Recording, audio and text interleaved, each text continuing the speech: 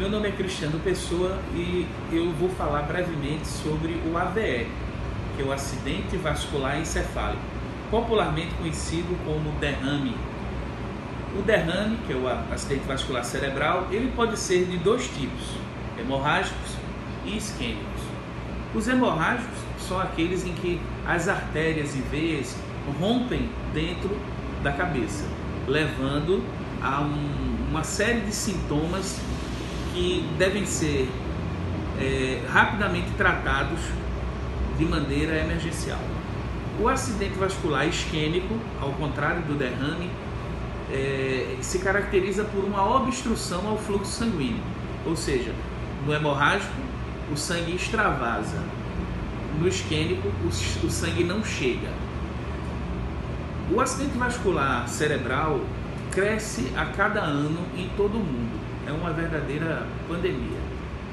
Por quê? Porque a obesidade, que é uma das doenças mais frequentes na nossa civilização, ela cresce juntamente com a hipertensão arterial e a diabetes.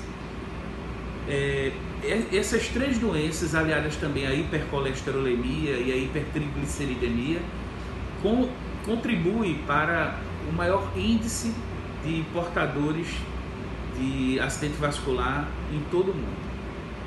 De forma que o melhor tratamento é realmente a prevenção. No acidente vascular também você pode evoluir com distúrbios visuais, perda de visão, tanto de um olho como de ambos os olhos, que podem ser leve a grave, inclusive podendo levar a cegueira bilateral. Então fica aí o alerta sobre o acidente vascular cerebral e um abraço a todos. Sintomas. Os sintomas dependem do tipo de AVC. No acidente vascular cerebral isquêmico, que geralmente afeta pessoas de mais idade, há perda repentina da força muscular ou da visão, dificuldade para falar, tontura, formigamento, e um dos lados do corpo sofre alterações.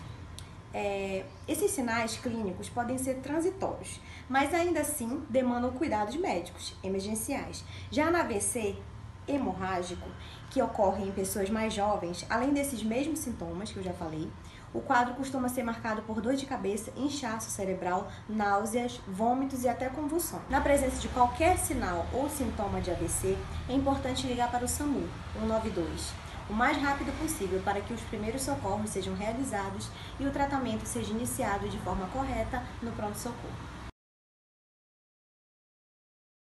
O diagnóstico dessa patologia costuma ser feito através dos serviços de saúde de emergência com base nos sintomas do paciente e com auxílio de alguns exames. Estes exames geralmente são exames de imagem que visam identificar a causa, obstrução ou hemorragia, o local, a extensão e a gravidade da lesão.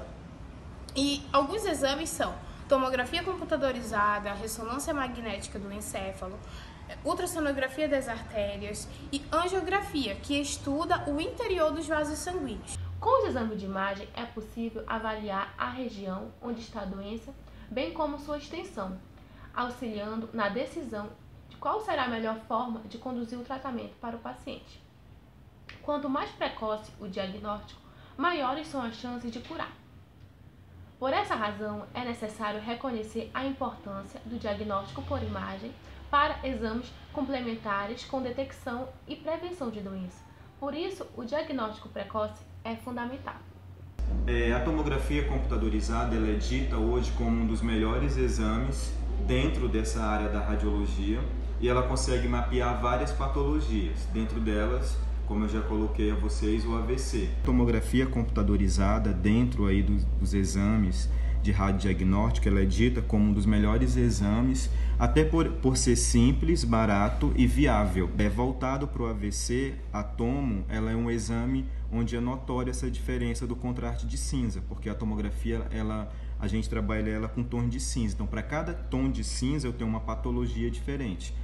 Nesse vídeo, vamos conversar um pouco sobre o AVCI, o acidente vascular cerebral encefálico, os achados na tomografia do crânio. Para compreender, primeiro deve-se entender sobre o edema citotóxico, que é um edema intracelular. Tem lesão de algumas estruturas na membrana celular, essas estruturas responsáveis pela troca iônica e pela troca de água entre o meio extracelular e intracelular. Elas deixando de funcionar, haverá um fluxo de água para dentro do espaço intracelular, que vai levar a um edema citotóxico. Conhecendo esse detalhe, fica mais fácil de entender que aqui é uma extensa área de AVCI. Há uma hipodensidade difusa.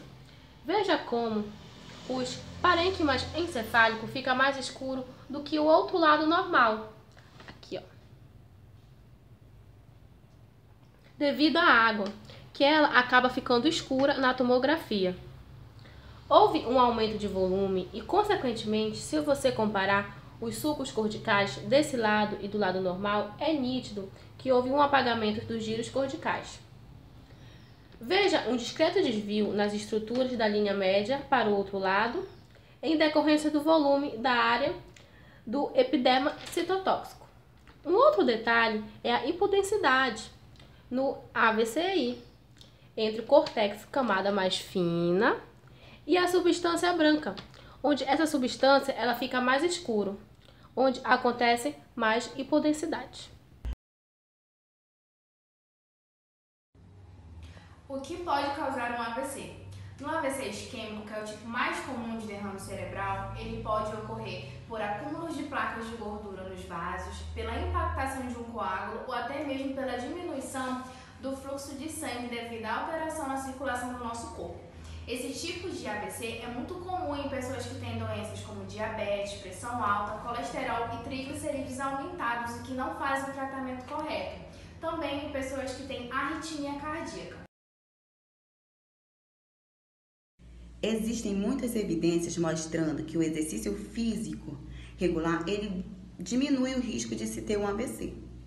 As atividades físicas, sob prescrição médica, ele tem um fator favorável na diminuição da pressão arterial, na perda do peso corporal, na coagulação sanguínea, além de aumentar a capacidade cardiorrespiratória.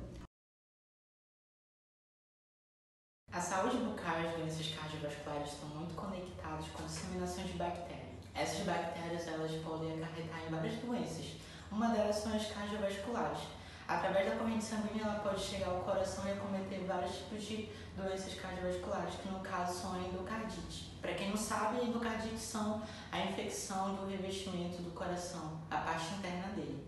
E outro tipo de doença é a aterosclerose, que é o entupimento de artérias. E pode acometer também o AVE, que é o acidente vascular encefálico. Uma pesquisa realizada no Centro Cardiovascular em Osaka, Japão, 6% dos casos comprovados de pacientes com AVC agudo, ele está associado à presença de bactérias orais. No caso, eles conseguiram identificar a Streptococcus mutans, que é uma bactéria gram-positiva com uma morfologia de cocos, pertencente ao gênero Streptococcus. Essa bactéria ela pode se ligar aos vasos sanguíneos enfraquecidos e, pela idade e pela pressão arterial elevada, ela causa rupturas no vaso sanguíneos, fazendo com que o paciente sofra essas hemorragias.